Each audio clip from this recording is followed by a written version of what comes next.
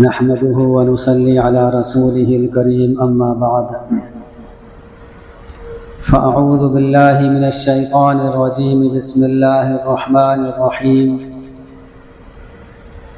إن عدة الشهور عند الله 12 شهرا في كتاب الله يوم خلق السماوات والأرض منها 4 حرم ذلك الدين القيم فلا تظلموا فيهن أنفسكم وقاتلوا المشركين كافة كما يقاتلونكم كافة واعلموا أن الله مع المتقين صدق الله العلي العظيم وقال النبي صلى الله عليه وسلم أفضل الصيام بعد شهر رمضان شهر الله المحرم او کما قال علیہ الصلاۃ والسلام۔ میرے محترم بزرگوں اور اسلامی بھائیوں، اللہ تعالیٰ کا بے حد کرم اور احسان ہے کہ اللہ تعالیٰ نے ہم سب کو ماہ محرم جیسا مبارک مہینہ عطا فرمایا۔ اس مہینے کی بہت زیادہ فضیلت ہے اور یہ مہینہ اشہر حرم میں سے ہے، اور اس مہینے کی فضیلت ایسا نہیں کہ کسی واقعے سے متعلق ہو جیسا کہ مشہور ہے، بلکہ اس مہینے کی فضیلت اس وقت سے ہے جب سے اللہ تعالیٰ نے ایام کو بنایا۔ چنانچہ قرآن کریم میں ہے کہ اللہ تعالیٰ کے یہاں مہینوں کی تعداد 12 ہے، اور یہ اس وقت سے ہے جبکہ اللہ تعالیٰ نے یہ دن بنائے، اور ان مہینوں میں 4 مہینے اشہر حرم کہلاتے ہیں۔ ان میں سے ایک مہینہ ماہ محرم بھی ہے کہ یہ جو مہینہ چل رہا ہے یہ اشہر حرم میں سے ہے۔ علماء نے لکھا ہے کہ اگر کوئی شخص ان 4 مہینوں میں اپنے آپ کو عبادت کا عادی بنا لیتا ہے اور نیکیوں کا عادی بنا لیتا ہے، اللہ اس کے رسول کے حکم کے مطابق اپنے آپ کو عادی بنا لیتا ہے اور اپنی زندگی گزارتا ہے، اور ان 4 مہینوں میں نیکیوں کا عادی اپنے آپ کو بنا لیتا ہے،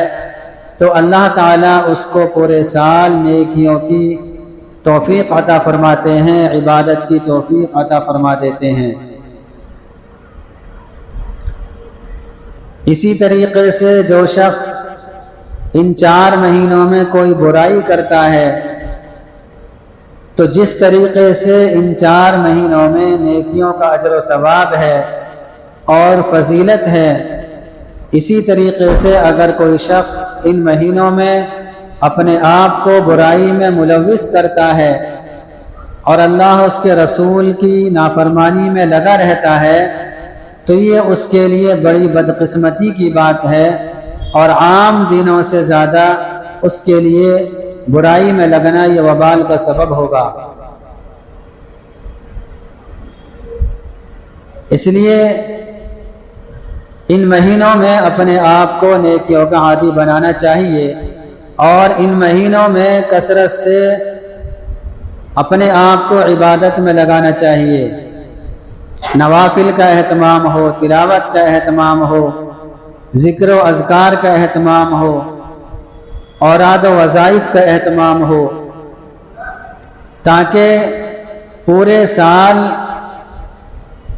نیکیوں کی توفیق مل جائے اور عبادت کی توفیق اس کو مل جائے۔ تو اس آیت کے اندر اس مہینے کی اور ان 4 مہینوں کی جو فضیلت ہے وہ کسی واقعے کی طرف منسوب ہو کر نہیں،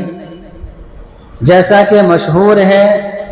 لوگوں میں یہ بات مشہور ہے کہ اس مہینے کی فضیلت حضرت حسین رضی اللہ عنہ کے واقعے سے متعلق ہے۔ ایسا کچھ بھی نہیں ہے، بلکہ ان کی شہادت اور ان کے واقعے میں خود خیر و برکت آ جاتی ہے اس مہینے کی وجہ سے، چونکہ اس مہینے کی برکت اور اس مہینے کی فضیلت یہ حضرت حسین رضی اللہ عنہ کے واقعے سے نہیں بلکہ بہت پہلے سے ہے۔ جب سے اللہ تعالیٰ نے ایام کو وجود بخشا ہے اور جب سے اللہ تعالیٰ نے زمین و آسمان کو بنایا ہے، اس وقت سے اس مہینے کی فضیلت ہے۔ اور حضرت حسین رضی اللہ عنہ کا جو واقعہ پیش آیا ہے وہ آپ صلی اللہ علیہ وسلم کے 50 سال کے بعد پیش آیا ہے۔ تو بعد کی جو چیز ہوتی ہے وہ پہلے پر تو موقوف ہوتی ہے، لیکن پہلی چیز بعد والی پر موقوف نہیں ہوتی۔ تو اب یہ تو کہا جا سکتا ہے کہ حضرت حسین رضی اللہ تعالی عنہ کا یہ جو واقعہ ہے، دردناک واقعہ، یہ اور زیادہ فضیلت کا حامل ہے چونکہ اس مہینے میں پیش آیا۔ یہ نہیں کہا جا سکتا کہ اس مہینے کی خیر و برکت حضرت حسین رضی اللہ عنہ کے واقعے سے شروع ہوئی ہے۔ اگر کوئی عقیدہ رکھتا ہے تو اس کا ایمان قرآن کریم پر نہیں ہے، اس کا ایمان احادیث نبویہ پر نہیں ہے۔ اللہ کے نبی صلی اللہ علیہ وسلم مکی زندگی میں 10 محرم الحرام کا روزہ رکھا کرتے تھے۔ اس سے بھی پتہ چلا کہ فضیلت یہ اس واقعے سے نہیں بلکہ پہلے سے چلی آ رہی ہے، بلکہ کفار مکہ اس مہینے کا احترام کرتے تھے اور زمانے جاہلیت سے اس مہینے کا احترام کرتے ہوئے آ رہے تھے، یہاں تک کہ آپس میں اگر ان کی رنجش ہوتی اور لڑائی جھگڑا ہوتا تو اس مہینے میں وہ اپنی لڑائی جھگڑے کو موقوف کر دیا کرتے تھے۔ تو اس سے بھی پتہ چلا کہ اس مہینے کی فضیلت یہ بہت پہلے سے چلی آ رہی ہے۔ اللہ کے نبی صلی اللہ علیہ وسلم اس مہینے کا روزہ رکھا کرتے تھے۔ جب آپ ہجرت کر کے مدینہ پہنچے ہیں تو آپ نے وہاں بھی روزہ رکھا اور آپ نے یہودیوں کو دیکھا کہ وہ لوگ روزہ رکھتے ہیں تو آپ نے اپنے صحابہ کو حکم دیا روزہ رکھنے کا، اور ان سے معلوم کیا کہ تم روزہ کیوں رکھتے ہو، تو انہوں نے بتایا کہ حضرت موسیٰ علیہ السلام اور ان کے ماننے والوں کو اللہ تعالیٰ نے اس دن فرعون اور اس کی قوم سے نجات بخشی تھی، اس لیے حضرت موسیٰ علیہ السلام شکرانے کے طور پر روزہ رکھتے تھے، ہم بھی اسی وجہ سے روزہ رکھتے ہیں۔ اللہ کے نبی صلی اللہ علیہ وسلم نے فرمایا کہ موسیٰ علیہ السلام کے زیادہ حقدار تو ہم ہیں، یعنی تم سے زیادہ حقدار ہم ہیں، تم سے زیادہ پیروی کرنے والے ہم ہیں۔ تو اللہ کے نبی صلی اللہ علیہ وسلم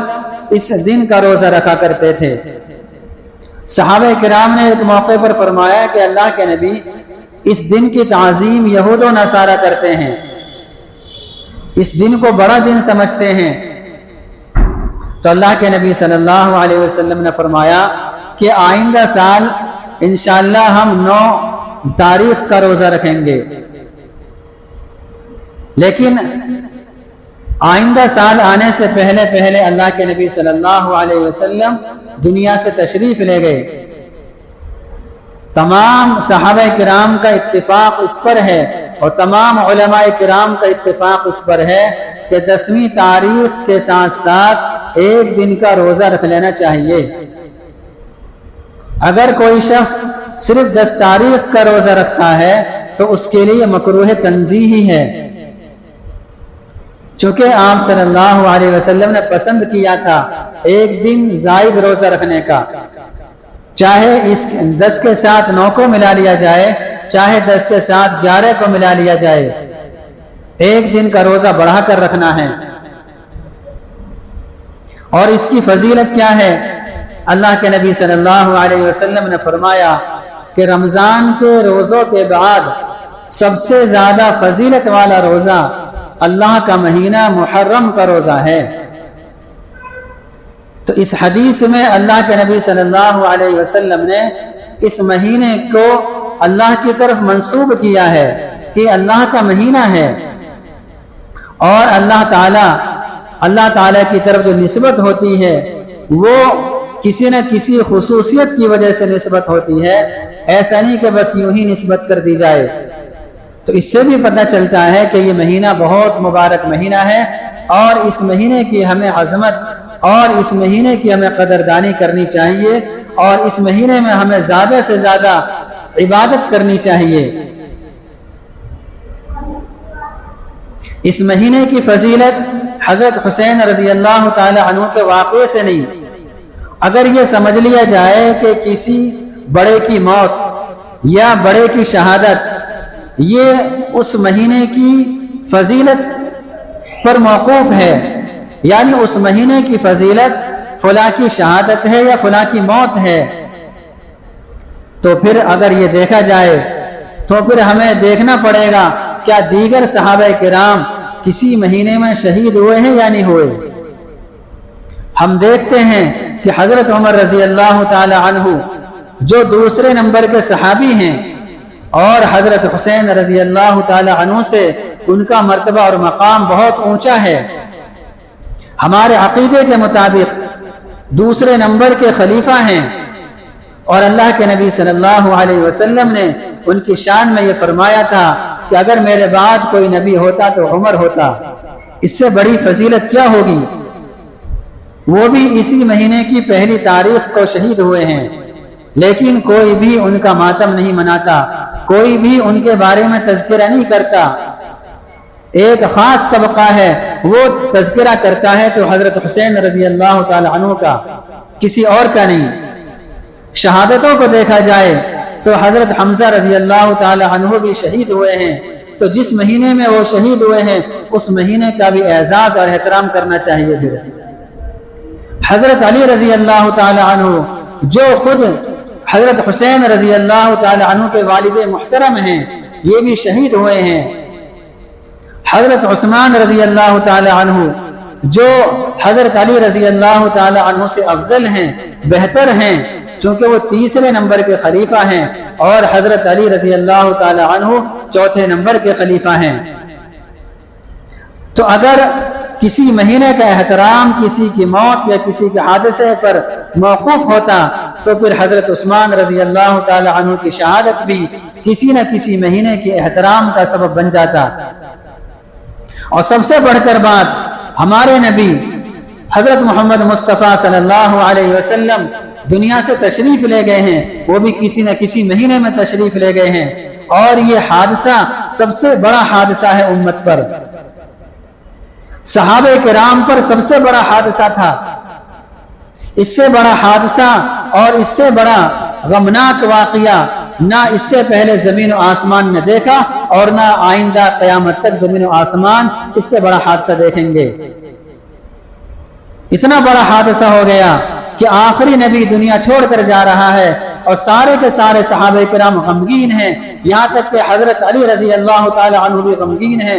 اور اسی طریقے سے حضرت حسین رضی اللہ تعالی عنہ بھی غمگین ہیں، تمام صحابہ کرام غمگین ہیں، لیکن کسی نے سوگ نہیں منایا، کسی نے ماتم نہیں کیا۔ اگر حادثہ ہی ماتم کی دلیل ہے اور ماتم کو جائز قرار دینے والی چیز ہے تو پھر حضرت حسین رضی اللہ تعالی عنہ کیوں؟ تمام صحابہ کرام اس کے پھر اہل ہیں۔ اور آپ دیکھیں گے سال کا کوئی سا دن ایسا نہیں ملے گا، عام طور سے سال کے کسی نہ کسی دن میں کسی نہ کسی صحابہ کرام کی، کسی نہ کسی صحابی کی وفات ہوئی ہے۔ اور دوسری بات، یہ شہادت ہے، یہ کوئی غم کی چیز نہیں، یہ کوئی افسوس کی چیز نہیں ہے۔ اللہ کے نبی صلی اللہ علیہ وسلم خود تمنا کرتے تھے، اللہ کے نبی صلی اللہ علیہ وسلم کی حدیث ہے کہ میرا جی یہ چاہتا ہے کہ میں اللہ کے راستے میں نکلوں اور مجھے شہید کیا جائے، پھر شہید کیا جائے، پھر شہید کیا جائے۔ اگر یہ ماتم کی چیز ہوتی، اگر یہ غلط چیز ہوتی، غم کی چیز ہوتی، تو اللہ کے نبی صلی اللہ علیہ وسلم اس جیسے الفاظ نہیں فرماتے۔ حضرت عمر رضی اللہ تعالی عنہ اس کی تمنا کرتے تھے، حضرت خالد بن ولید رضی اللہ تعالی عنہ پوری زندگی اللہ کے راستے میں رہے اور اس کی تمنا کرتے رہے، لیکن ان کی وفات اپنے گھر پر ہوئی ہے۔ اگر یہ کوئی غم کی چیز ہوتی تو صحابہ کرام اس قسم کی تمنا نہیں کرتے، لیکن تمنا کی ہیں۔ اس کا مطلب یہ ہے کہ یہ تو اور زیادہ فخر کی چیز ہے، یہ غم کی چیز ہے ہی نہیں۔ اسی طریقے سے اس مہینے میں بعض لوگوں نے یہ عقیدہ گھڑ لیا ہے کہ اس مہینے میں کوئی خوشی کا پروگرام نہیں کریں گے، یہاں تک کہ اپنے بچوں کی شادی بیاہ بھی نہیں کریں گے۔ یہ انتہائی غلط چیز ہے۔ شریعت میں ادنا درجے کی چیز کا اضافہ کرنا، اسی کا نام بدعت ہے، اسی کا نام رسم ہے۔ جس چیز کو مٹانے کے لیے اللہ کے نبی صلی اللہ علیہ وسلم تشریف لائے، جس چیز کو مٹانے کے لیے، جس غلط چیز کو ختم کرنے کے لیے حضرت حسین رضی اللہ تعالی عنہ نے اپنی جان کی بازی لگا دی، اسی چیز کو ہم زندہ کر رہے ہیں اور اسی غلط چیز پر ہم عمل کر رہے ہیں۔ تو شریعت میں کوئی چیز نہ تو اضافہ کیا جائے گا اور نہ ہی کمی کی جائے گی، چونکہ دین یہ مکمل ہو چکا ہے اللہ کے نبی صلی اللہ علیہ وسلم کی زندگی میں ہی۔ الیوم اکملت لکم دینکم، کہ اللہ تعالیٰ ارشاد فرماتے ہیں کہ میں نے دین کو تم پر مکمل کر دیا، اب دین میں نہ اضافہ ہوگا اور نہ ہی اس میں کمی ہوگی۔ اگر کوئی اس میں اضافہ کرتا ہے یا اس میں کوئی کمی کرتا ہے تو وہ غلط کرتا ہے اور اس نے گویا کہ دین کو سمجھا ہی نہیں ہے۔ اسی طریقے سے دو روایتیں اس سلسلے میں من گھڑت بیان کی جاتی ہیں، اور اتنی من گھڑت ہیں کہ دیکھیں کوئی بھی حدیث، کوئی بھی واقعہ اگر اس کی کوئی سند نہ ہو اور وہ اللہ کے نبی سے ثابت نہ ہو، اس کو اللہ کے نبی کی طرف منسوب کرنا یہ گناہ کبیرہ ہے۔ کسی بھی واقعے کو کہہ دینا کہ حدیث میں آیا ہے، کسی بھی واقعے کو کہہ دینا اللہ کے نبی نے یہ کام کیا ہے، جب تک اس کی تحقیق نہ ہو اپنی زبان سے نہیں نکالنا چاہیے۔ اگر کسی معتبر آدمی سے سنے تو کہیں بیان کرنا ہے، بات کرنی ہے، پھر بھی تحقیق کر لینی چاہیے۔ کبھی کبھی ایسا ہوتا ہے کہ بات کہیں کچھ جاتی ہے، سننے والا کچھ سمجھ لیتا ہے، ایسا بہت ہوتا ہے۔ ابھی چند دن پہلے ایک آدمی کو مسئلہ بتایا تھا، لیکن وہ کہیں جا کر اس مسئلے کو الٹا بیان کر رہے تھے۔ اب جس کے سامنے بیان کر رہے تھے وہ عالم تھے، انہوں نے فوراً میرے پاس فون کیا، چونکہ انہوں نے معلوم کیا بھی تم کس سے پوچھ کر آئے ہو، انہوں نے میرا نام لیا تو انہوں نے میرے پاس فون کیا اور مجھ سے تحقیق کی۔ میں نے کہا اتنی بڑی غلطی میں کیسے کر سکتا ہوں، جبکہ میں 10-12 سال سے بچوں کو پڑھا رہا ہوں اور یہ ہمارے نصاب میں داخل ہے اور یہ ہماری پہلی دوسری کلاس کا طالب علم پڑھ لیتا ہے، اتنی بڑی غلطی میں کیسے کر سکتا ہوں؟ اور پھر میں نے بتایا یہ مسئلہ میں نے ان کو وضاحت سے بیان کیا تھا اور حدیث بھی بیان کی تھی، لیکن پھر بھی غلطی کر دی تو اس میں میرا کیا قصور ہے؟ لیکن یہ ان کا احسان ہے کہ انہوں نے تحقیق کر لی۔ کوئی عام آدمی ہوتا تو وہ اسی کو آگے چلا دیتا، اس لیے روایت کی تحقیق کر لینی چاہیے۔ اللہ کے نبی کا ارشاد ہے کہ جو کوئی میرے بارے میں غلط بات کرے، جھوٹ بات بولے تو اس کا ٹھکانہ جہنم ہے۔ روایت ہے کہ ما من عبد یبکی یوم قتل الحسین الا کان یوم القیامت مع اولی العزم من الرسل، کہ اگر کوئی شخص حضرت حسین رضی اللہ تعالی عنہ کی وجہ سے اگر کوئی نوحہ کرتا ہے، روتا ہے، تو وہ قیامت کے دن اولو العزم پیغمبروں میں سے ہوگا، اس کا شمار رسولوں میں سے ہو جائے گا۔ اس کا کوئی ثبوت نہیں ہے۔ اس کا مطلب یہ ہو گیا کہ 10 محرم الحرام کو رونا چاہیے، ماتم کرنا چاہیے، حالانکہ ماتم صرف اور صرف 3 مقامات پر ہے۔ ایک تو وہ عورت جس کے شوہر نے اس کو طلاق دے دی ہو تو اس کے لیے عدت کے زمانے میں سوگ منانا ہے، جس کو ہم عدت کہتے ہیں۔ ایک وہ عورت جس کا شوہر اس کو چھوڑ کر دنیا سے رخصت ہو گیا ہو تو اس کے لیے 4 مہینے 10 دن کا سوگ ہے۔ اسی طریقے سے اگر کسی کا عزیز و اقارب میں سے کوئی شخص بہت زیادہ عزیز ہے وہ دنیا سے رخصت ہو گیا تو صرف 3 دن کا سوگ ہے، اس سے زیادہ نہیں۔ 3 دن کا ماتم ہے، اور ماتم کا مطلب یہ نہیں کہ شریعت کے خلاف کوئی کام کیا جائے،